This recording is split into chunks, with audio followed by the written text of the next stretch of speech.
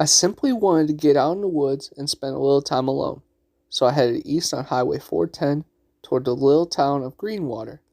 Just before Greenwater, there is a curve in the road where a creek, Slippery Creek, flows under Highway 410 and into the White River.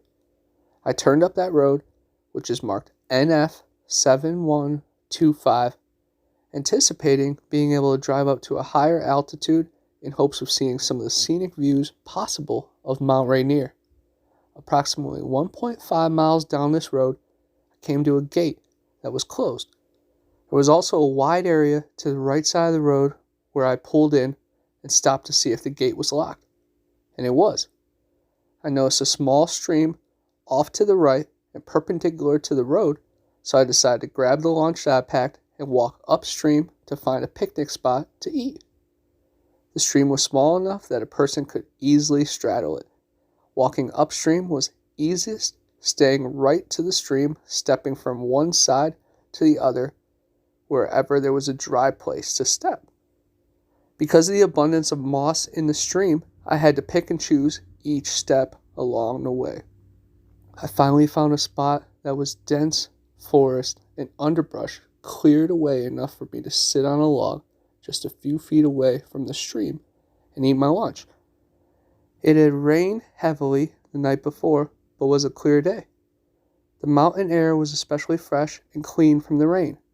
I enjoyed the peace and quiet. I finally decided to head back down to my vehicle, head downstream again, carefully picking each step, as I was not wanting to slip and fall. As I was looking downstream, picking my steps, I saw a large rock in the middle of the stream, with water flowing on either side of it, and something white on the rock. As I got closer, to my surprise, it was an unburned candle. The kind of candle I have known some backpackers to use. 2.5 inches tall and 2 inches in diameter. I immediately thought someone was playing a trick on me, because there was no way I could have not seen it from my walk upstream. I heard nor saw anyone, even though I paused and looked all around slowly for several minutes. I kept looking around as I continued going back to my vehicle, but saw nothing all the way back. When I got back to the road, my vehicle was the only one there. The gate was still closed and locked. Then I looked carefully at the road. Once again, this is dirt road. Because of the heavy rains the night before, dust on the road, freshly sifted flour across the whole road. My tire tracks and shoe prints were the only ones that could be found. Some weeks later, I was at a small restaurant that also did a lot of takeout orders when a U.S. Forest Ranger walked in. After he had ordered and was waiting, I went up to him and asked him if he heard of any Bigfoot sightings or reports in the Greenwater area. He simply said there had been reports of a talking bear in the area. That's all he knew. It was secondhand information to him. He had not talked directly to anyone who reported such. My friend Nolan and I recently have been seeing something strange around our town. We live in a small town in Wisconsin, mostly farm fields and flat land. While driving home one night about a year ago, Nolan saw something dart across the road abnormally fast. He described it to me the next day as being round and white, possibly with fur, but he couldn't quite make out such detail due to its speed. We dubbed it Mothball and set out for more proof of its existence. A few months later, around October of last year, I was driving home at night.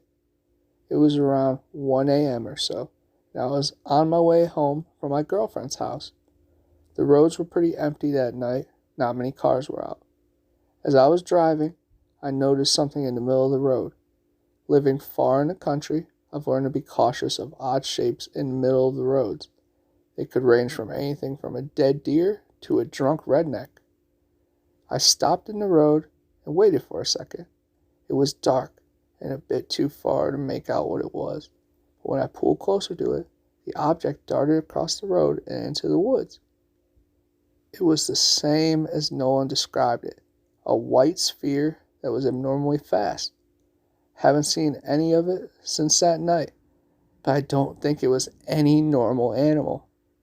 I'm not sure if a cryptid or creature that fits its description already exists, but I'm still going to look for it. March of 2019 is when something got thrown hard at the house. I was in the living room when suddenly something hit the wall directly behind where I was sitting. I jumped up to look around and noticed that there were rocks from our driveway on the deck of the house. After Dad had come home from work, we went around the house to see what had happened and noticed a mark up on the house. Found a small footprint on the ground close to our deck in the backyard in July 2009 after noticing eye shine under our deck the night before.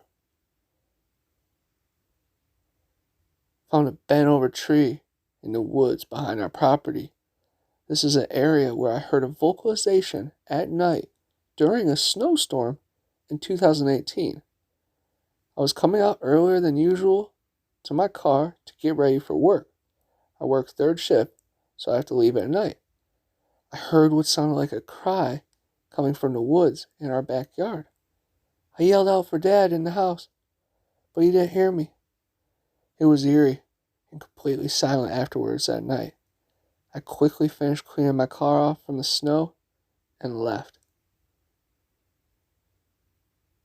Our little dog at times goes towards the window and front door late at night barking. This time, she started smelling around our front window, then started barking frantically at the window like she sensed something was outside close by. This was the first time we noticed her bark frantically at the front window at night. The next day, I went to ride my horse, located about 15 minutes from our home. As I was riding, I heard what sounded like two legit owl sounds, while afterwards hearing for a few minutes a longer vocalization that didn't sound at all like an owl. My horse didn't seem alarmed by it, so I'm not sure what to think. November of 2018. It was early in the morning, and my dad, who works third shift, had just come home. He mentioned later that he came out of his car. He was having some acorns being thrown at him. We don't have any trees around our property that has acorns on it, so I found that quite strange. Later, after he got home, I decided to take the recycle out for the garbage truck to pick up later. When I was about to go outside, something just didn't feel right at all. I had thought I heard a vocalization. Thinking it was just my imagination, I stepped out and walked where we kept our garbage cans. I heard what appeared to be a sound like something had hissed at me. I immediately bolted away. I started questioning myself like, did that really just happen?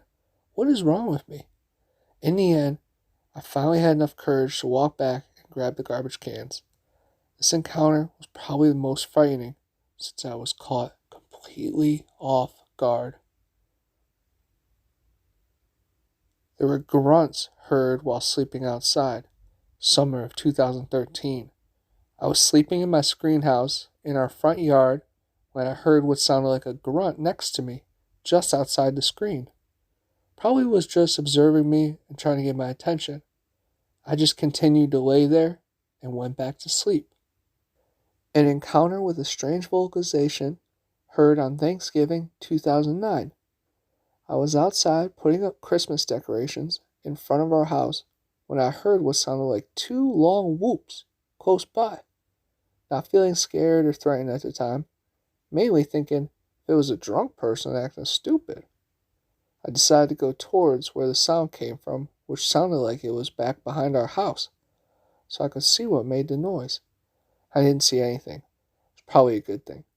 There was no person around. July 2009. I lived with my parents in a wooded area of Connecticut, and in the summer we would put up a tent house in our yard and eat barbecue outside in the tent house, enjoying the summer nights. On one particular night, we just finished our barbecue. My mom went into the house to clean the dishes while me and my dad stayed in the tent house. While we were sitting outside, we suddenly heard a howl in the woods directly behind our tent. The howl to me did not sound like any type of coyote. It almost sounded human. After hearing the owl, me and my dad both yelled, "Get out of here!" After it heard us yell a couple of times, it stopped howling. Later at night, we went back in the house while my mom went outside to take care of the grill. She later mentioned that she felt like something was watching her the entire time she was out there. The next day, we saw our grill had been tipped over on its side. A couple weeks went by, and we never thought too much of the incident until Dad had his own encounter. My dad works third shift, so whenever he goes out to work, it's always at night. One night, Dad was leaving to go to work when he opened his car and he heard two giant footsteps. Boom, boom, behind, coming from the backyard. This really scared him. It scared him so badly he jumped in the car and raced out of the driveway. He later called on the phone, begging my mom not to let me go outside because there's a Bigfoot back there. Now by this time, me and my mom were both laughing at him because we didn't think there was anything like a Bigfoot in our area. We both thought he spooked a deer or something. Later that night, we both had an encounter of our own. Me and my mom were sitting in our living room, watching TV. We were hearing some noises outside the house. We shut the TV off for a minute to hear what sounded like footsteps, like someone or something walking around our house. After the footsteps, there were a couple tapping sounds on our front door. After having these encounters, we looked up Bigfoot vocalizations and behavior that people have reported. By the time we officially believed in Bigfoot, was in our neck of the woods. I was about 10 in Arkansas with my father on a fishing trip. We hadn't been out since the wee hours of the morning. I decided to go back and swim while he was back fishing. The cabins were quite a trek uphill from the lake. So on my trip back to the cabin, about a halfway point, I got this feeling. I was not alone. The woods were quiet. There was an awful smell, and I was frozen in my tracks. It seemed like an eternity. Finally, I broke free and had to make the decision to go back to the lake or uphill to the cabin. Not knowing if my father was still at the dock, I decided to run to the resort. Obviously, I made it, but continued the feeling in the night for the rest of our stay. I would also like to preface this with the fact that I had an NDE as a child. I was run over by a car and died in the ambulance. I've had heightened sensitivity ever since. I thought I'd tell you about Grandpa's interactions with Bigfoot. He's gone now, and I'm the one who knows what he's experienced. From what he said, no one believed him and just laughed at him. This included his own sons. So again, a little background. Grandpa came to the Midwest as a teenager, or thereabouts when his dad moved the family here. They were originally from Tennessee. Even though it's usually associated with Virginia, Grandpa referred to these creatures as wood boogers. So Grandpa farmed the bottom land between the bluffs and the Missouri River, roughly halfway between Council Bluffs and Glenwood, Iowa. And to be clear, this would have been the 1930s and 40s. So Interstate 29 did not exist, and this was mostly farmland, ground, and timber. When Grandpa took me down to the timber to check my start, that's when he told me his encounter. Seems the Sasquatch would travel north and south along the river, mainly in the spring and fall. But he said you see him or hear him at all times of the year. I mainly heard them when they were around. But he said there was one evening in late spring or early summer, he saw a group of 3 because of where they entered the woods when he saw them. He was able to gauge their height because of a tree with an outstretched limb, so the tallest was 12 feet or just under. And that made the second one 10 feet, give or take, making the third probably a juvenile at a respectable 6 foot to 6.5 feet. Because of 3 interactions, Grandpa said he thought they were a lot like us. While most folks are usually content to settle down in one place and stay, some get itchy feet and need to move around. He thought the Sasquatch was the same. From what he told me, this went on for a number of years. Only one sighting that he told me, but a number of hoots, whistles, growls, and knocks while they lived there. And until the area was developed and the interstate went in, I personally believe a few still follow near the old route, just not as many or as often. One chased my grandmother around the house one day, scared her so bad she was waiting with a shotgun when I got off the school bus. In my dream, I saw Auschwitz in progress. I was like a ghost or something. No one recognized me. This nightmare took me through it all. It was mortifying. One dream, I was a doctor, and for some reason, my patient was in my home. I went to go talk to him at the door, and his face was horribly disfigured. It was like melting and oozing in front of me. He slowly started groaning and limping towards me, and he was unnaturally tall and hunched. I screamed and ran to my pantry and tried to hold the door shut, but he forced it open and started strangling me, while I just kept apologizing and crying. This was when I was 12, and I still think about it a lot. The one image that always sticks in my head is I was being stealthily pursued by some man. He finally caught up to me and cornered me in a dark house. He pulled off his face, handed it to me, and said, "I'll be coming back for that," before disappearing into the shadows.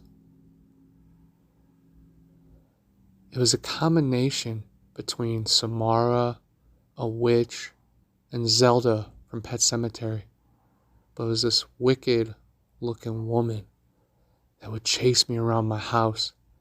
I just remember hiding behind the tree right at my bus stop. It was horrifying.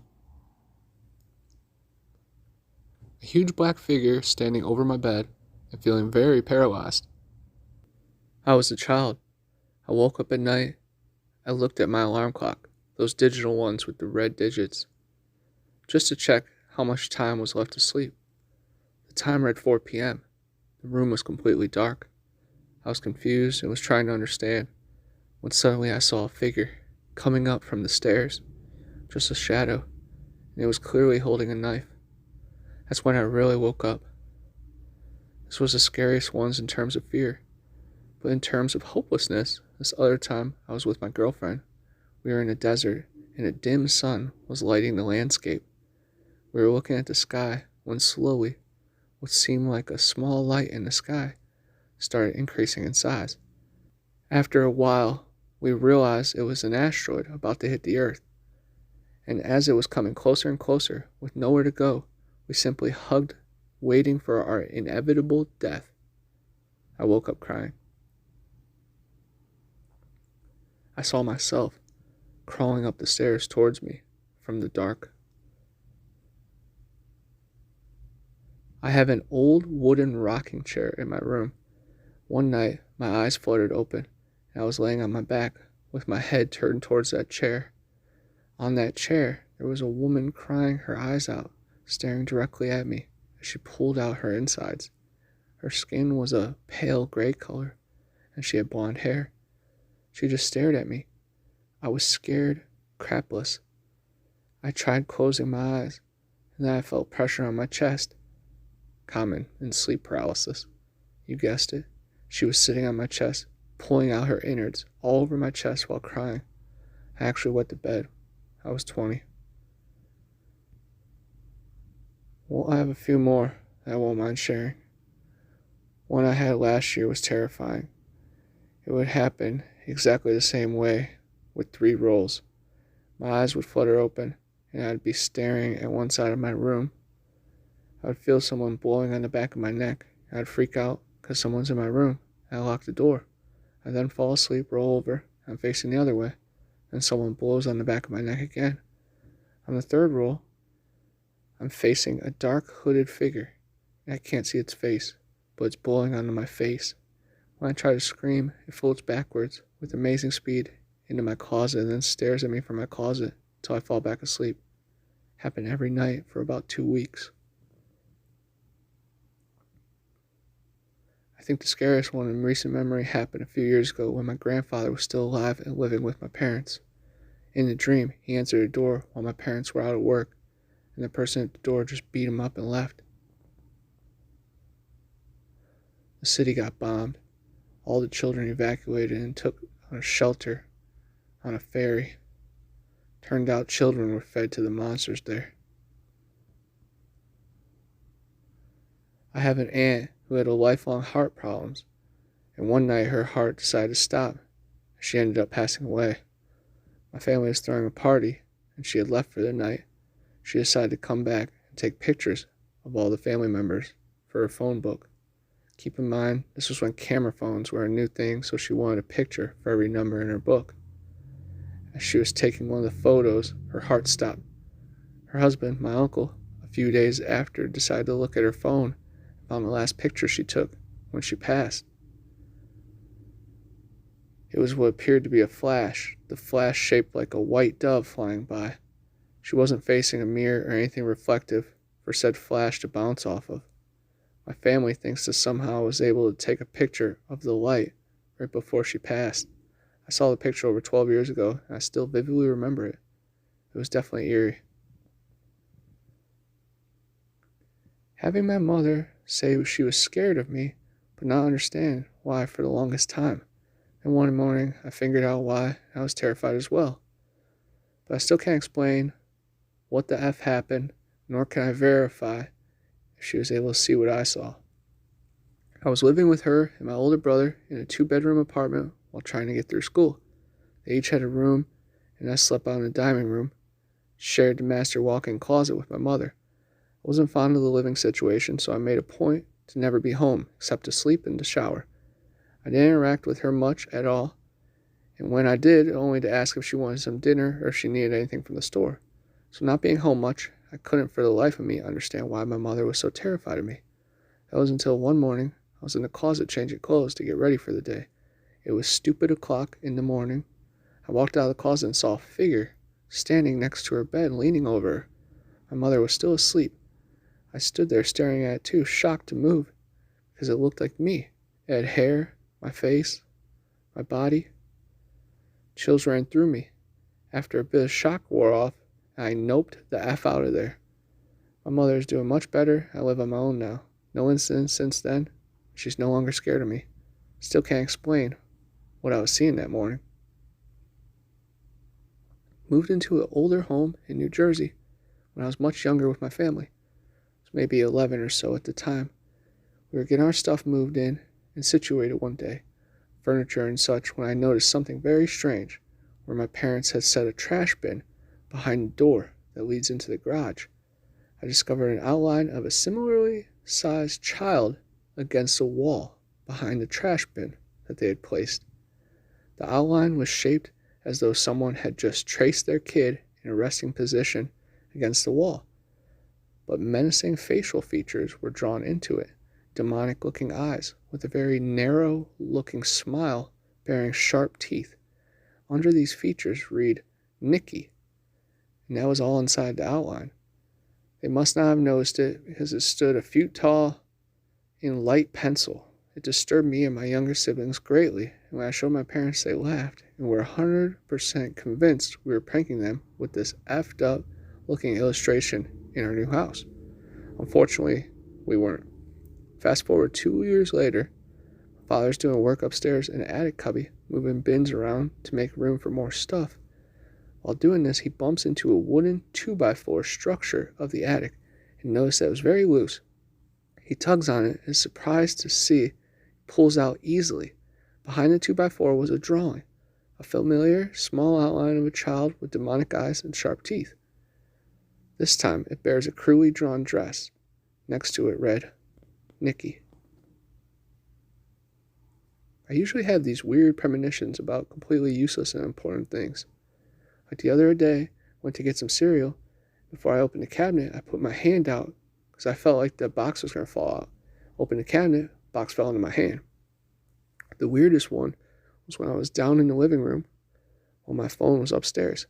I was casually watching TV when I felt the need to go up and check my phone, like it was absolute necessity to get up and go check my phone. I get up, go to my room, and the second I open my door, my phone goes off because my friend called me to tell me he took the biggest crap of his life. I'm about 5 or 6 years old, sitting on the toilet. My mom is cleaning that day, and I hear her start vacuuming downstairs. All of a sudden, the light goes out in the bathroom. I don't think anything of it at first. We've had the power go out before when too many electronics were being used at the same time, so maybe my mom's starting to vacuum caused the outage. Plus, it's daytime, and we have a window in the bathroom, so I can still see. All of a sudden, I hear a voice coming from the bathtub, though, right next to me. It sounded disembodied, kind of angelic, and I can't understand what it's saying. I'm frozen in place with fear, and I start screaming for help. That's when my sister comes bursting through the door. She's 10 years older than me, and angsty. "What the hell's the matter with you?" The voice disappears. Was I hearing things? Was the TV, maybe? My parents' room was next to the bathroom, so maybe my dad raised the volume on the TV so I could hear it over the vacuum. I took a second to think about it all before I answered. I thought I heard something. "Well, if you're so scared, why are you in here with the effing lights off?" Just before leaving and closing the door, my sister flips the light switch back to the on position. The lights come back on. One day, my mother came and picked me up from kindergarten. We lived in a small town called Sentinel, Oklahoma. When we arrived home, my mom opened the side door, which went directly into the kitchen. Once we stepped inside, we both froze. There in the kitchen counter was a butcher knife that had been buried into the counter a good inch, with a note under it. When my mom tore the note away and read it, she turned pale and noped out of the house real quick. To this day, I'm 41, she won't tell me what it said. I talked to my mom. She's about to go to bed, but tomorrow she wants to have lunch. She said she'll tell me. Decided to just go over to my mother's this morning on my way to work. This is what she said. When I grabbed the note and opened it, it said, "Please fix the window in your kid's room. I couldn't get it open last night." She said the words were in smeared red ink and had a frowny face at the end. She also said that the window above the sink had been open, and that's how they got in. No one ever figured out who it was or why. Totally explains why I moved to my dad's house in Oklahoma City just a few days later. She said that was the last weird thing that happened there. She never told me. First, you don't tell a kid that, ever. Second, she had just forgotten about it. It happened 35 years ago. My dad lived in a very old farmhouse with his new wife, with her 2 children, as well as me and my 2 sisters, every second week. This week, me and my youngest sister, around 8 or 10 at a time, were alone upstairs. My dad and his wife were sleeping downstairs. Everyone except my youngest sister and me had experienced something paranormal in the house, and often talked about it during dinner. This often scares a 10-year-old girl who was already afraid of the dark. So this night, she came in my room and asked if she could sleep next to me. So she got in, fell asleep right away. Shortly after she laid down, I heard a faint clicking noise, similar to the sound when you click a pen, coming from inside the wall, and slowly made its way to the heater right next to my bed. Figured it was the pipes, and thought nothing of it until I heard the clicking noise literally right next to my ear. Still one of the most terrifying things to ever happen. The clicking noise continued in intervals, moving further and further away from the bed, out the hallway. And when it made its way to the end of the hallway, the sound stopped. I did not sleep much that night. My sister didn't hear any of it. There's probably been some kind of sleep paralysis, but hearing those noises right next to my ear was pretty scary. Gave me chills when I was a kid. We were having a small family friends party at my house. I was maybe around 12 at the time. The adults are in the kitchen drinking and talking, while the kids were hanging out on the couch, just taking a break from playing around. Suddenly, the bathroom door started shaking in front of us, like when you try to open the restroom door and don't realize it's locked. Went on for a couple seconds before there was a couple final hard shakes before it stopped. At this point, all the kids are looking at the restroom door, just kind of freaked out and were silent. Well, because I was the oldest of the kids, I was one that got up and tried to open the door. Locked.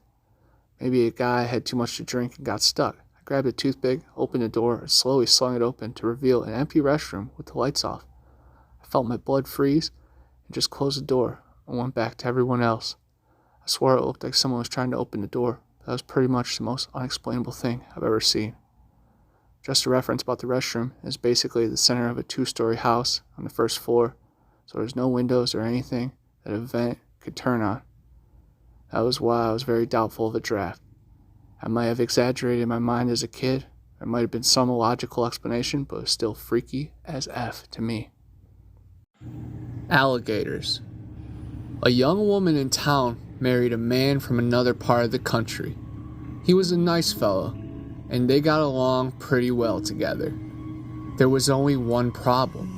Every night he'd go swimming in the river. Sometimes he'd be gone all night long, and she'd complain about how lonely she was. This couple had 2 sons. As soon as the boys could walk, their father began to teach them how to swim. And when they got to be old enough, he took them swimming in the river at night. Often they would stay there all night long. The young woman would stay home all by herself. After a while, she began to act in a strange way. At least that's what the neighbors said. She told them that her husband was turning into an alligator and that he was trying to turn the boys into alligators. Everybody told her there was nothing wrong with a man taking his son swimming. That was a natural thing to do. And when it came to alligators, there just weren't any nearby. Everybody knew that. Early one morning, the young woman came running into town from the direction of the river. She was soaking wet. She said a big alligator and 2 little alligators had pulled her in and had tried to get her to eat a raw fish. They were her husband and her sons, she said. They wanted her to live with them, but she had gotten away. Her doctor decided she had lost her mind, and he had her put in a hospital for a while. After that, nobody saw her husband and boys again. They just disappeared. But now and then, a fisherman would tell us about seeing alligators in the river at night. Usually it was 1 big alligator and 2 small ones, but people said they were just making it up. Everybody knows there aren't any alligators around here.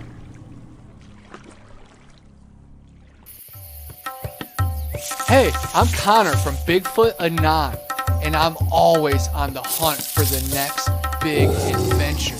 When you're on the trail for long hours, you build up quite the stench, enough to drive any skunk ape or yeti away.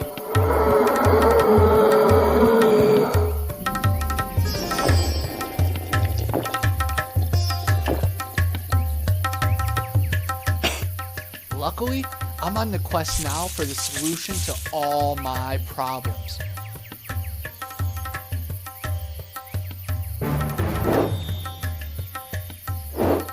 Yeti bars. They do exist.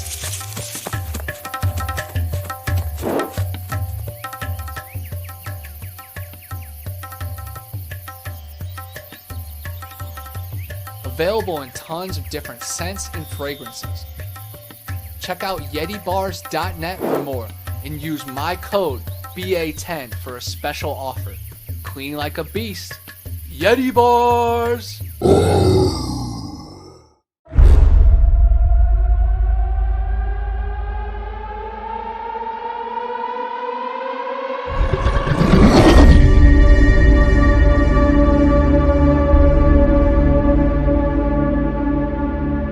flesh of the unguided and non-believers fuel this void.